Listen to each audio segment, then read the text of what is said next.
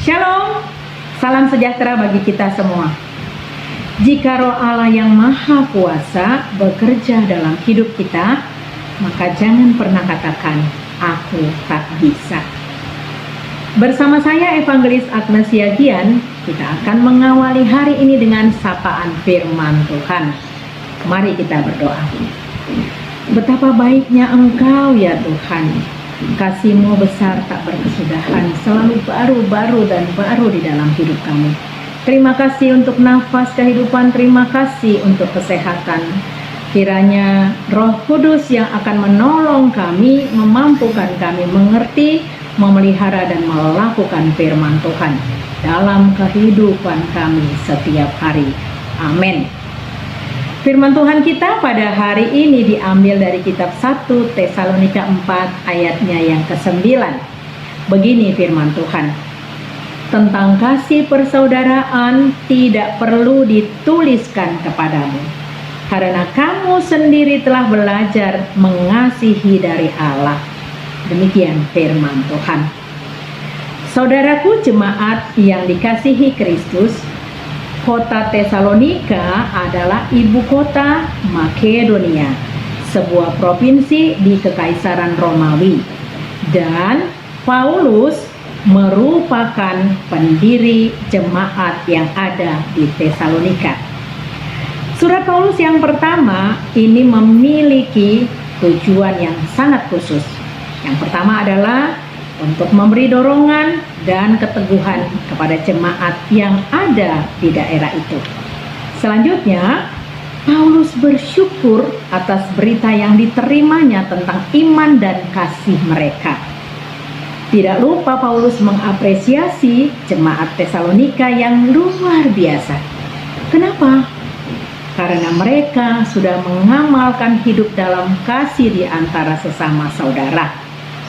Bahkan mereka telah melakukan kasih itu secara lintas wilayah, yakni dengan mengasihi saudara yang ada di seluruh wilayah Makedonia. Dan itu mereka belum saling mengenal. Apa rahasianya?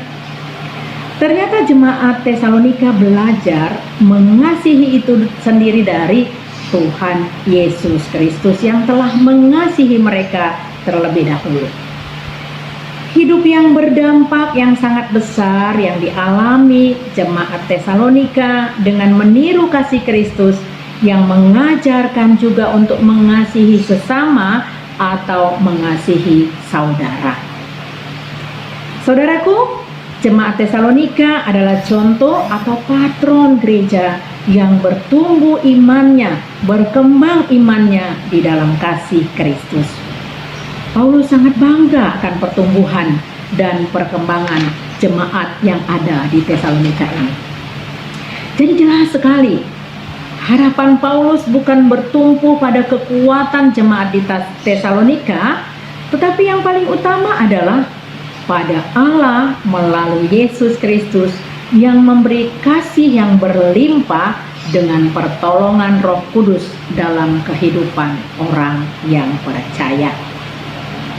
Paulus menekankan bahwa kehidupan jemaat yang menahan diri untuk tidak berdosa tidak cukup bagi orang percaya. Perjuangan tidak berhenti dengan hanya melawan dosa, tetapi kehidupan orang percaya juga harus menabur kasih yang terus-menerus dan berbuah, sehingga menjadi teladan bagi orang lain, bahkan menjadi meniru apa yang mereka lakukan. Kehidupan jemaat di Tesalonika yang mengasihi menjadi acuan juga bagi kita pada masa ini. Setiap kita yang sudah menerima kasih Kristus lewat pencurahan darah anak domba Allah di kayu salib, oleh karena itu mari kita mempraktekkannya di dalam kehidupan kita. Saudaraku, di saat pandemi COVID-19 ini, tentunya roda kehidupan mengalami banyak sekali perubahan. Perubahan hidup yang kita hadapi semakin tidak pasti. perekonomian yang semakin menurun, perkembangan iman yang semakin surut, dan bahkan banyak yang tawar hati. Banyak saudara kita yang mengalami kejatuhan, baik pekerjaan, juga banyaknya persoalan-persoalan rumah tangga yang tidak bisa dihindari. Apakah tugas kita? Pertama, membagikan kasih Kristus yang sudah kita terima dengan memberi untuk memenuhi kebutuhan orang lain, sebab kasih kita harus terus-menerus mengalir keluar, tidak hanya cukup untuk diri kita sendiri. Lalu selanjutnya, jangan suka menunda-nunda menolong orang lain dengan alasan belum waktunya, atau untuk diri sendiri saja saya belum mampu, bagaimana saya mau menolong orang lain? Dengan kasih kita menolong saudara kita sesuai dengan karunia-karunia yang diberikan kepada kita. Oleh karena itu saudara-saudaraku, jangan pernah mau menunda untuk menolong saudara-saudara kita yang sangat membutuhkan. Lalu selanjutnya, kasih perlu dibuktikan melalui tindakan. Sebab ada orang yang memberi tanpa kasih. Tetapi ingat, jika orang memiliki kasih, niscaya dia pasti akan memberi tanpa pamrih.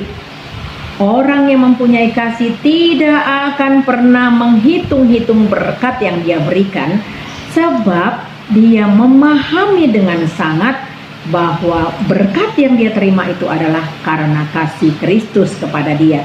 Sehingga tidak hanya dia saja yang menikmati, tetapi dia akan membagi-bagikan kepada saudara-saudaranya supaya dia bisa menjadi berkat bagi orang lain. Saudaraku, seberapa besarkah kasih kita kepada sesama? Seberapa besarkah kesungguhan kita melaksanakan kasih itu? Sudahkah kita mengajarkan praktek hidup kasih itu kepada anak-anak kita sebagai generasi gereja? Inilah saatnya saudaraku, kita diajak oleh Tuhan Yesus untuk melakukan kasih itu terus-menerus, sehingga saudara kita tidak lagi mengalami persoalan-persoalan hidup sendiri, lalu mengalami tawar hati, krisis iman, sebab kita sudah menjadi sahabat bagi mereka. Saudaraku, yang terakhir, mengasihi membuat kehadiran Allah semakin nyata di dalam hidup kita. Kasih-Nya yang sempurna di dalam hidup kita, kasih membuat kita bertumbuh dan berbuah. Amin. Kita berdoa. Kami bersyukur, berterima kasih ya Bapa, karena begitu besar kasih-Mu kepada kami, sehingga kami Tuhan boleh diselamatkan, karena Engkau adalah kasih. Kiranya kami belajar dari bagaimana teladan Yesus yang mengasihi kami, sehingga kami mengasihi saudara-saudara kami, dan kami hidup, berbuah, dan bertumbuh di dalam kasih Kristus. Di dalam nama anak-Mu Tuhan Yesus Kristus kami berdoa. Amin. Kasih karunia dari Tuhan Yesus Kristus, kasih dari Allah Bapa, dan persekutuan dari Roh Kudus menyertai kita hari ini sampai kekal. Amin. Selamat beraktivitas, Tuhan Yesus memberkati.